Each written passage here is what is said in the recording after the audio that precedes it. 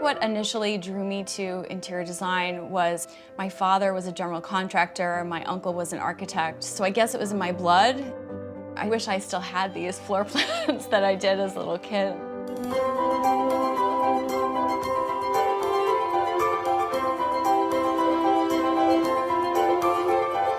My career route has been a bit circuitous, and that began with a lot of medical work, hospitals. I specialized in private cancer centers. That led me to Washington, D.C., where I worked in very large architecture firms, but I always felt that I wasn't actually directly affecting the human experience, and that, I feel, is what's led me to residential design, which is what I do today.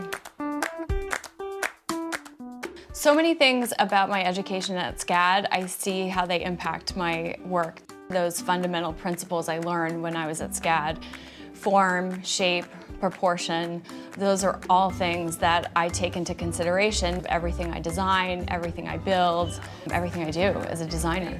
I'm a LEED accredited professional. For me, that has a lot of meaning in that I understand how to build things and what materials to use that are safe, that are good for the environment, that are energy efficient.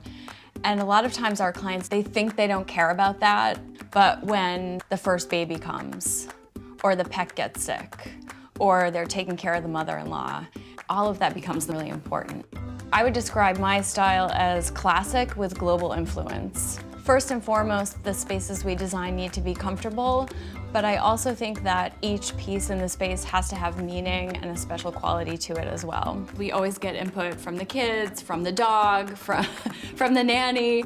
I find that I'm much more successful as a designer when I'm inspired by my client, when I really look at things that they're interested in, where they've traveled to, what their lifestyle is, what's important to them. The most rewarding part about what I do every day is the end result and seeing the reaction on the client's face. It doesn't get any better than that.